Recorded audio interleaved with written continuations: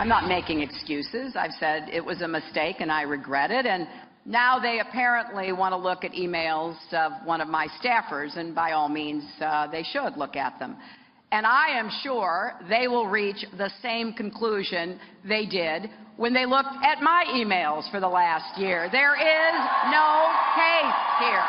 Really? Yeah, one of my staffers. What's her name again? Uma Abedin? How do you say that? Best friends, maybe? Yeah, really? Is there really a case here or not? South Carolina Republican Congressman Trey Gowdy. He chaired the House Select Committee on Benghazi that led to the revelations. He joins us right now from South Carolina. Good morning to you, Congressman. Good morning. How are y'all? We're doing okay. Hillary Clinton is, despite the reported 500,000 north of that emails out there, she's blaming James Comey for this. Do you blame James Comey for these revelations? Well, to the best of my recollection, Director Comey did not tell her to set up her own private email server. He did not tell her to lie about almost every aspect of the email. He didn't tell Uma Abedin not to turn over all of her devices, and he didn't tell Anthony Weiner to sex with underage girls. So I don't know how Jim Comey is responsible for any of this. We're getting word this morning, according to Reuters, that Loretta Lynch, she does not want James Comey coming forward with this. She said it violates law and policy. So he allegedly said to her, "Are you ordering me to keep the new Clinton email bombshell a secret?" Now, based on your experience, because you know these folks, did that happen? I am sure that Loretta Lynch and Sally Yates, her top deputy, had a conversation with Comey, but the FBI director was given a 10-year gig for a reason. So he or she can be independent. And I could have sworn Loretta Lynch recused herself from this investigation because she met with Bill Clinton on the tarmac. So what in the world she's doing talking to Jim Comey about this investigation baffles me. So, Congressman, you were out on Sunday. You're helping us out to define what this actually means. And, of course, here we are on Tuesday still talking about it. I was on radio yesterday with Congressman Jim Jordan, and he kind of surprised me. He came out and said, I think it was probably not the right thing to do for James Comey to come out like this close to the election. I know you guys are friends. How do you feel? Well, we are friends. I love Jim Jordan, and he's a three-time NCAA wrestling champion, so I would never disagree with him to his face. But we're 1,000 miles away from each other right now. I think Comey had an obligation. He told Congress the investigation was over. So new evidence came to light. He could have either sat on it and been criticized afterwards for not telling us, or he could have done the transparent thing and said, look, I'm notifying you. He didn't comment on the substance of the emails. He didn't even say that it's directly related to Secretary Clinton. He just said the investigation has reinitiated. So I viewed it as a notice document, and the timing, again, is not Jim Comey's fault. It is not his fault this is coming up a week or so before the election. That is Secretary Clinton's fault. You know, in South Carolina, there's a saying, it all comes out in the wash. Remember being taught that? At least we were. And you're from South Carolina. I can't believe that all this has come forward, this latest investigation, because Anthony Weiner was sexting with some young girl. That could cost Hillary Clinton the election. Well, that'd be ironic.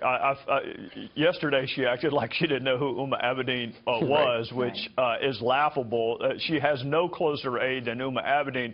And by the way, these are not Uma Abedin's emails. I don't think anybody cares about her emails. They would be emails that Secretary Clinton either authored or received. So these are not Uma Abedin's emails. These are Secretary Clinton's emails.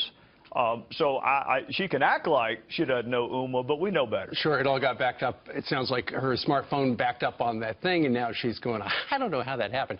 I got to ask you this. The letter that came out from the Department of Justice yesterday, that they would be working with the FBI to try to sort through this stuff as quickly as possible, although, you know, they're not going to be able to do it before the election. It was signed by a fellow by the Assistant Attorney General Peter Kadzik, I believe. I was noticing on some of the blogs this morning, they say this particular guy is actually a close friend of John Podesta, who's the chairman of Hillary's campaign. Do you see the possibility of politics working into this? Well, in the interest of full disclosure, I have had many, many differences with Peter Kadzik, both publicly and privately. But I actually don't think it's a problem. For this reason, Peter Kadzik doesn't make these decisions. They're made at the top of the DOJ. I've been very critical of the politicization of the DOJ. I think it is terrible the Department of Justice has been politicized. But Peter Katzig is not a decision maker. He is a messenger. Right. And Congressman, just get us clear on this. Intent seems to be the big word. The intent doesn't matter when it comes to a guy on a nuclear submarine taking a picture to tell his parents what he was doing when he's at sea. Intent didn't matter with General Cartwright. Does intent matter? If Hillary Clinton didn't intend to violate security procedures, does that matter?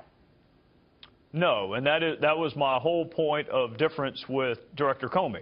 Had Congress intended to require specific intent, we would not have used the phrase gross negligence. Those are two different standards. So Congress intentionally used the phrase gross negligence. He said extreme carelessness. They mean the exact same thing. An intent to harm the country is what we call treason. So we wanted to criminalize conduct below treason. Just simply being grossly negligent with our nation's secrets is a crime. So, again, I disagreed sharply with Director Comey when he read that element into the offense. So I have been critical of him in the past. I have been supportive of him in the past, depending on the facts. And you support this move? I think he had no choice but to notify Congress that his previous testimony had changed. All right. Congressman Trey Gowdy, thanks so much. Appreciate it. Yes, sir. Thank you all. All right. 3,000 emails returned to the State Department in 2014, 110 emails in 52 email chains have been determined by the owning agency to contain classified information at the time they were sent or received. 8 of those chains contained information that was top secret at the time they were sent. 36 of those chains contained secret information at the time, and 8 contained confidential information at the time. That's the lowest level of classification. Although we did not find clear evidence that Secretary Clinton or her colleagues intended to violate laws governing the handling of classified information, there is evidence that they were extremely careless in their handling of very sensitive, highly classified information. Very powerful. Now, days later, Comey had this exchange with Congressman Trey Gowdy that offered more evidence that Clinton not only has not been honest, but Comey's admitting she broke laws.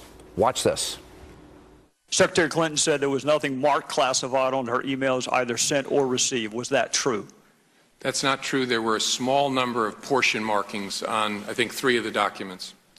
Secretary Clinton said, I did not email any classified material to anyone on my email. There is no classified material. Was that true? There was classified material emailed.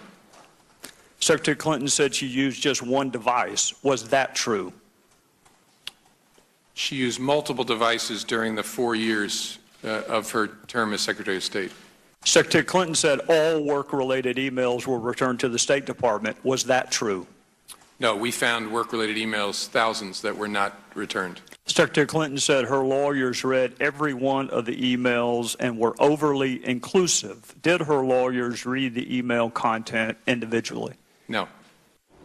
Lie after lie, law after law broken. Now, there's also the question of if Clinton's own doing, if this is her own doing, if that doesn't sink her campaign, and she actually, God forbid, wins the White House, what happens the day after, on November 9th?